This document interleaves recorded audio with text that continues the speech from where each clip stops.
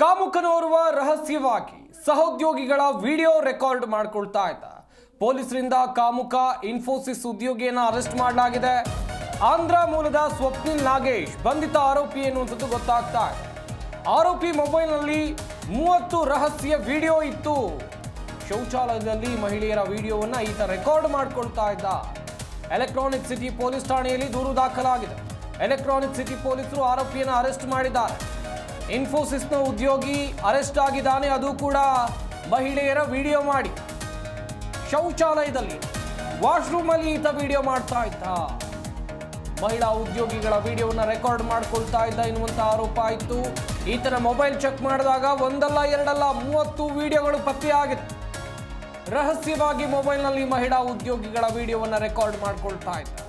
ಪಕ್ಕದ ಶೌಚಾಲಯದ ಕಮೋಡ್ ಮೇಲೆ ನಿಂತು ಈತ ರೆಕಾರ್ಡ್ ಮಾಡ್ಕೊಳ್ತಾ ಇದ್ದ ಎನ್ನುವಂಥದ್ದು ಗೊತ್ತಾಗಿದೆ.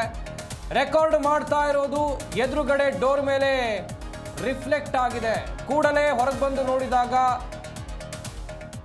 ಯುವತಿ ಮಾತ್ರ ಕಂಡಿದ್ದಾಳೆ. ಮತ್ತೆ ಶೌಚಾಲಯದ ಒಳಗೋಗಿ ಪರಿಶೀಲನೆ ಮಾಡಿದಾಗ ಆಗ ಮೊಬೈಲ್ನಲ್ಲಿ ರೆಕಾರ್ಡ್ ಮಾಡುವಾಗ ಆರೋಪಿ ಸಿಕ್ಬಿದ್ದಿದ್ದಾನೆ. ಕೂಡಲೇ ಮಹಿಳೆ ಕಿರ್ಚಾಡ್ದಾಗ ಆರೋಪಿ ಸ್ವಪ್ನೆ ಕ್ಷಮೆ ಕೇಳಿದ್ದ. HR ಸಿಬ್ಬಂದಿ ಪರಿಶೀಲನೆ ವೇಳೆ ವಿಡಿಯೋ ಪತ್ತೆಯಾಗಿದೆ. ಸುಮಾರು 30ಕ್ಕೂ ಅಧಿಕ ಮಹಿಳೆಯರ ವಿಡಿಯೋವನ್ನ ಈತ ಮಾಡಿಕೊಂಡಿದ್ದ. ಇಷ್ಟಾದರೂ ಕೂಡ ಕ್ಷಮೆ ಕೇಳಿಸಿ ಸುಮ್ಮನಾಗಿದ್ರು ಇನ್ಫೋಸಿಸ್ನ ಆಡಳಿತ ಮಂಡಳಿಯವರು.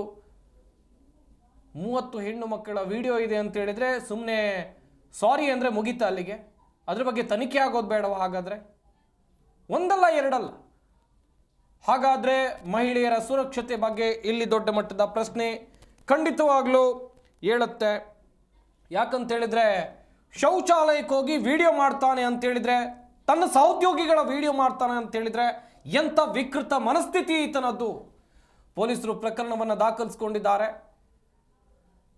ಒಂದು ಕಡೆಯಲ್ಲಿ ನಾನು ಈ ಇನ್ಫೋಸಿಸ್ ಸಂಸ್ಥೆಯಲ್ಲಿ ಆದಂಥ ಘಟನೆ ವಿಚಾರವಾಗಿ ಹೇಳ್ತಾ ಇದ್ದೆ. ಈತ ವಿಡಿಯೋ ಮಾಡ್ಕೊಂಡಂಥ ಸಂದರ್ಭದಲ್ಲಿ ಗೊತ್ತಾಗುತ್ತೆ, ಸಿಕ್ಬೀಳ್ತಾನೆ ಈತನ ಮೊಬೈಲನ್ನು ಆ ಕಂಪನಿಯ HR ಪರಿಶೀಲನೆ ಮಾಡಿದಂಥ ಸಂದರ್ಭದಲ್ಲಿ 30 ವಿಡಿಯೋ ಪತ್ತೆ ಆಗುತ್ತೆ. ಅಲ್ಲಿಗೆ ರಾಜಿ ಮಾಡಿ ಬಿಡ್ತಾರೆ.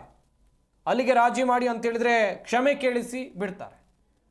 ಈ ಮ್ಯಾಟ್ರು ಆ ಮಹಿಳಾ ಉದ್ಯೋಗಿಯ ಪತಿ ಗೊತ್ತಾಗಿ ಆತ ಗಲಾಟೆ ಮಾಡಿ ಕಂಪ್ಲೇಂಟ್ ಆಗಿರೋದು. ಇನ್ಫೋಸಿಸ್ ಕಂಪನಿ ಬಳಿ ಆಕ್ರೋಶ ವ್ಯಕ್ತಪಡಿಸಿದ್ದಾರೆ ಮಹಿಳೆ ಪತಿ. ಬಳಿಕ ನಿನ್ನೆ ಎಲೆಕ್ಟ್ರಾನಿಕ್ ಸಿಟಿ ಪೊಲೀಸರು ದೂರನ್ನು ದಾಖಲು ಮಾಡಿಕೊಂಡಿದ್ದಾರೆ. ಎಲೆಕ್ಟ್ರಾನಿಕ್ ಸಿಟಿ ಪೊಲೀಸ್ ಠಾಣೆಯಲ್ಲಿ ದೂರು ಕೂಡ ದಾಖಲಾಗಿದೆ. ಬಂಧಿತನನ್ನ ಎಲೆಕ್ಟ್ರಾನಿಕ್ ಸಿಟಿ ಪೊಲೀಸರು ಸದ್ಯ ಬಂಧಿಸಿದ್ದಾರೆ ಎನ್ನುವಂಥದ್ದು ಗೊತ್ತಾಗ್ತಾ ಇದೆ. ನೀವು ಕೂಡ ಫೋಟೋದಲ್ಲಿ ನೋಡ್ತಾ ಇರಬಹುದು ಆರೋಪಿಯನ್ನ. ಈತ ಮಾಡಿದ ನೀಚ ಕೆಲಸವನ್ನು ಕೂಡ ನಾನು ಹೇಳ್ತಾ ಇದ್ದೆ. 30 ರಹಸ್ಯ ವಿಡಿಯೋವನ್ನು ತನ್ನ ಮೊಬೈಲ್ನಲ್ಲಿ ಇಟ್ಕೊಂಡಿದ್ದ, ಅದು ಕೂಡ ತನ್ನ ಸಂಸ್ಥೆಯ ಸಹೋದ್ಯೋಗಿಗಳದ್ದು. ಇನ್ಫೋಸಿಸ್ ಎನ್ನುವಂಥ ದೊಡ್ಡ ಸಂಸ್ಥೆ, ಇನ್ಫೋಸಿಸ್ ಎನ್ನುವಂಥ ದೊಡ್ಡ ಸಂಸ್ಥೆಯಲ್ಲಿ ಆಗಿರುವಂಥ ಘಟನೆ ಇದು.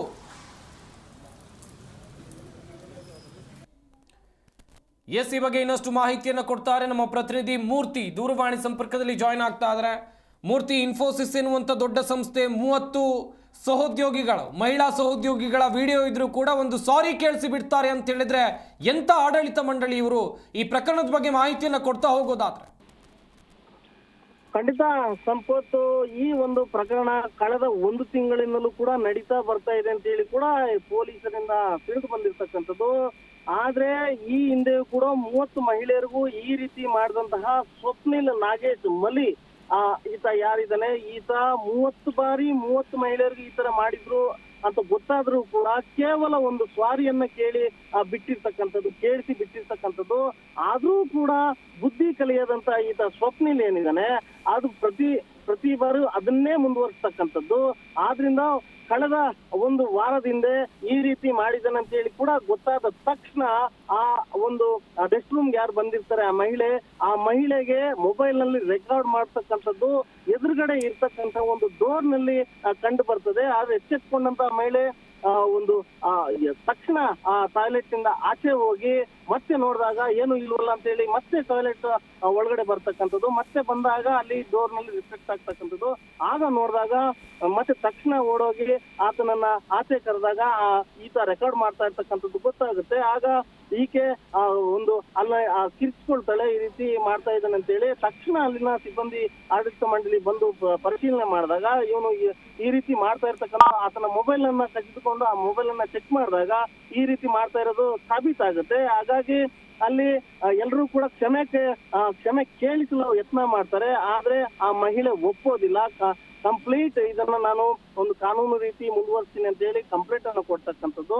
ಕಂಪ್ಲೇಂಟ್ ಅನ್ನು ಕೊಟ್ಟಾದ್ಮೇಲೆ ಈತನ ಮೊಬೈಲ್ ಅನ್ನ ಒಂದು ಪೊಲೀಸರು ಕೂಡ ವಶಪಡಿಸಿಕೊಂಡು ಆತನ ಮೊಬೈಲ್ ನಲ್ಲಿ ಎಷ್ಟೆಲ್ಲ ವಿಡಿಯೋಗಳಿದಾವೆಲ್ಲ ಕೂಡ ಪರಿಶೀಲನೆ ಮಾಡಿ ಈತನ ಮೇಲೆ FIR ಅನ್ನು ಕೂಡ ದಾಖಲು ಮಾಡಿ ಅಲ್ಲಿಂದ ಈಗ ಒಂದು ಪ್ರಕರಣ ಜೈಲಿಗೆ ಕಳಿಸಿರ್ತಕ್ಕಂಥದ್ದು. ಆದ್ರೆ ಈ ಒಂದು ರೀತಿಯ ಇನ್ಫೋಸಿಸ್ ಪ್ರಮುಖ ಅಂದ್ರೆ ಎಲೆಕ್ಟ್ರಾನಿಕ್ ಸಿಟಿಯಲ್ಲೇ ಒಂದು ಪ್ರಮುಖ ಪಾತ್ರ ವಹಿಸ್ತಕ್ಕಂತಹ ಪ್ರಸಿದ್ಧವಾದಂತಹ ಇನ್ಫೋಸಿಸ್ ಕಂಪನಿಯಲ್ಲೇ ಈ ರೀತಿ ನಡೀತದೆ ಅಂತಂದ್ರೆ ಇನ್ನು ಬೇರೆ ಕಂಪನಿಗಳಲ್ಲಿ ಯಾವ ರೀತಿ ನಡಿಬಹುದನ್ನು ಕೂಡ ಒಂದು ಊಹೆಗೆ ಸಿಗಲಾರತಕ್ಕಂಥದ್ದು ಸಂಪತ್. ಹಾಗಾಗಿ ಇಲ್ಲಿ ಒಂದು ಇನ್ಫೋಸಿಸ್ ಕಂಪನಿಯಲ್ಲಿ ಮಹಿಳೆಯರಿಗೆ ಒಂದು ರಕ್ಷಣೆ ಇಲ್ವಾ ಅನ್ನೋ ಪ್ರಶ್ನೆ ಕೂಡ ಕಾಡುತ್ತೆ ಒಂದು ಸಂಪತ್.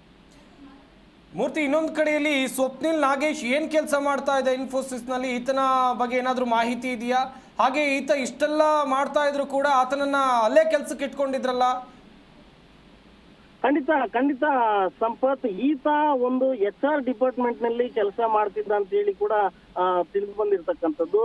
ಆದ್ರೂ ಈತ ಒಂದು HR ಡಿಪಾರ್ಟ್ಮೆಂಟ್ ಅಲ್ಲಿ ಕೆಲಸ ಮಾಡ್ತಿದ್ರು ಕೂಡ ಈ ರೀತಿ ಎಲ್ಲ ಒಂದು 30 ಮಹಿಳೆಯರಿಗೆ ಮಾಡಿದಾರೆ ಅನ್ನೋದೇ ಒಂದು ರೀತಿಯ ದಿಗ್ಭ್ರಾಂತರಾಗಿರ್ತಕ್ಕಂಥದ್ದು. ಆದ್ರೂ ಕೂಡ ಕೇವಲ ಕ್ಷಮೆಯನ್ನ ಕೇಳಿಸಿ ಬಿಡ್ತಾರೆ ಈ ಒಂದು ಆಡಳಿತ ಮಂಡಳಿ ಅಂತಂದ್ರೆ ಯಾವ ರೀತಿ ಒಂದು ಆಡಳಿತ ನಡೆಸ್ತಾ ಇದ್ದಾರೆ ಅನ್ನೋದು ಕೂಡ ಯಕ್ಷ ಪ್ರಶ್ನೆ ಆಗುತ್ತೆ. ಹಾಗಾಗಿ ಈತನಿಗೆ ಯಾರು ಯಾವ ಒಂದು ಧೈರ್ಯದಿಂದ ಈತ ಈ ತರ ಮಾಡ್ತಾ ಇದ್ದ ಅನ್ನೋದು ಕೂಡ ಒಂದು ಪ್ರಶ್ನೆ ಆಗುತ್ತೆ.